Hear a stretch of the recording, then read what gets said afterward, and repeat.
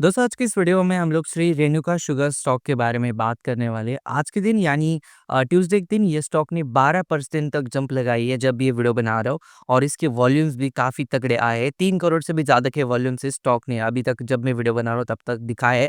तो आज की इस वीडियो में ऐसे बात करेंगे कि इसके फंडामेंटल्स और फाइनेंशियल्स किस तरीके से है और ऐसा क्यों हुआ कि अचानक से ये शुगर वाली जो स्टॉक है एक दिन में अचानक से फोकस के अंदर आ गए। इसके बारे में डिटेल में बात करेंगे और एज इन्वेस्टर आपको कौन-कौन सी बातों का ध्यान रखना है, इसके बारे में भी बात करेंगे। वीडियो को मैं स्टार्ट करूँ उससे पहले चैनल के ऊपर आप पहली बार आए हो, मुझे पहली बार देख रहे हो, तो मेक श्योर कीजिए चैनल को आप सब्सक्राइब करो। यहाँ पे हम लोग स्टॉक मार्केट के रिलेटेड बहुत सारी चीज़ों के बारे में बात करते हैं। सबसे पहले तो मैं अगर मैं इसके रिटर्न्स की बात करता हूँ, तो 1 साल के अंदर इस स्टॉक ने 35% तक अपने इन्वेस्टर के पैसे को कम किया है, यानी -35% तक रिटर्न्स दिए हैं। अगर मैं 5 साल के रिटर्न्स की बात करता हूँ, तो हालाँकि अगर लॉन्ग टर्म में 2020 से जो बुल रन चल रहा था, इसके अंदर सारे के सारे स्टॉक ने ऑलमोस्ट पॉजिटिव रिटर्न ही दिया है। तो 5 सालों में स्टॉक ने लगभग 219% तक रिटर्न्स दिया है। अगर मैं ऑल टाइम रिटर्न्स की बात करता हूँ, तो 2006 से स्टॉक मार्केट में लिस्टेड है, वहाँ से लेकर अभी तक 82% तक अपने इन्वेस्टर को इसने रिटर्न्स दिए। अगर हम इसके थोड़े फंडामेंटल्स देखते हैं, तो मार्केट कैप इसका 6000 करोड़ के आसपास है, काइंड ऑफ एक स्मॉल कैप कंपनी है। अगर मैं पी रेशियो की बात करता हूँ, तो वो -15.39 के आसपास है और जब भी माइनस पी होता है तो आपको समझ जाना चाहिए कि कंपनी लॉस मेकिंग है, प्रॉफिट नहीं बना रही है कंपनी। और जो इसका रिटर्न ऑन इक्विटी है वो 17.89 के आसपास है और कहीं न कहीं रिटर्न ऑन इक्विटी अच्छा है, लेकिन कंपनी प्रॉफिट जो है नहीं कमा पा रही है। अगर हम थोड़े-से रेवेन्यूज़ देखते हैं, तो ईयर ऑन ईयर बेसिस के ऊपर आपको एक अच्छा आइडिया आ जाएगा। तो 2020 में जहाँ पे 4940 करोड़ के आसपास रेवेन्यूज़ थे, वहाँ से बढ़कर वो रेवेन्यूज़ 2024 में 11,367,000 करोड़ के आसपास हो चुके हैं।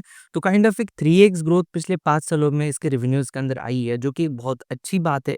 लेकिन अगर आप इसके प्रॉफिट्स देखोगे, तो ईयर ऑन ईयर बेसिस के ऊपर इनके प्रॉफिट्स नहीं बढ़ रहे और इनके लॉस जो है वो कंटिन्यूअसली बढ़ रहे हैं। 2020 में 567 करोड़ के आसपास जो लॉस था, वहाँ से बढ़कर 2024 में वो जो लॉस है वो 627 करोड़ के आसपास बुक किया है।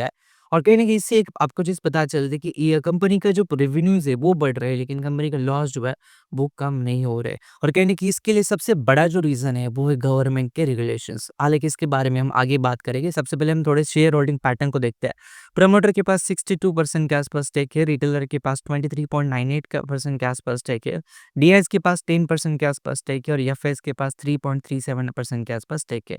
अब इम्पोर्टेंट क्या है, जैसे कि मैंने आपको बोला कि इनके ऊपर मार्जिन प्रेशर काफ़ी ज़्यादा होता है और गवर्नमेंट के रेगुलेशंस भी काफ़ी ज़्यादा होते हैं। ये सारी जो शुगर स्टॉक है, ये अपने as a by product ethanol production के ऊपर काफ़ी ज़्यादा डिपेंड करते हैं।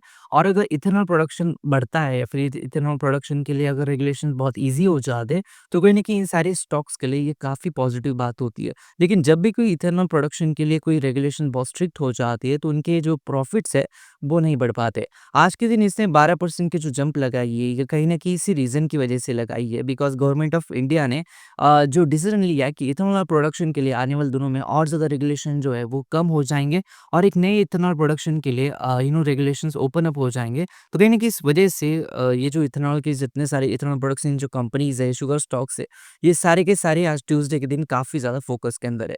अब आज के एज़ इन्वेस्टर आपको क्या पता चलना चाहिए कि देखो यार, ये जो सारे स्टॉक्स होते हैं ना, इनके ऊपर बहुत सारे रेगुलेशंस होते हैं। तो अगर आप एज़ इन्वेस्टर है, तो हमको आपको ये सारे रेगुलेशंस को ट्रैक करते आना चाहिए। नंबर 2 चीज़ कि इनके लिए फ़ेवरेबल कंडीशन कब होती है, तब जाकर ही आपको इनको बाय करना चाहिए, बिकॉज़ अगर आप एडवर्स सिचुएशन में इनको बाय करना चाहोगे, तो बहुत ज़्यादा चांस है कि आप हमेशा लॉस में ही रहोगे। नंबर 3 थिंग, कंपनी जब तक प्रॉफ़िट के अंदर नहीं आती, तब तक आप उसके प्रॉस्पेक्ट नहीं चलते हैं, बिकॉज़ अगर आप 2020 में देखोगे, कंपनी लॉस कर रही थी, फिर 2 सालों तक कंपनी का लॉस कंटिन्यूअसली कम होता गया। और 2024 में कहीं न कहीं लॉस फिर से बढ़ गया। तो कहीं न कहीं इनके ऊपर मार्जिन प्रेशर हमेशा रहता है। जब मार्जिन इनके बढ़ जाते हैं, तो इनके प्रॉफिट एक्स्पोनेंशियली बढ़ जाते हैं।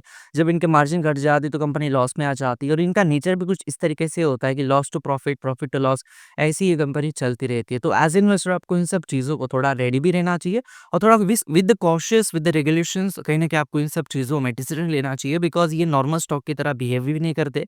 कई बार ऐसा होता है कि ये 2x, 3x रिटर्न्स 1 साल के अंदर ही दे देंगे और फिर 3-4 सालों के लिए फिर से ठंडे पड़ जाएँगे। ये था आज का वीडियो। वीडियो को कमेंट करो, सबसे पहले चैनल को सब्सक्राइब कर देना, वीडियो को लाइक कर देना। धन्यवाद दोस्तों, ये वीडियो देखने के लिए। धन्यवाद।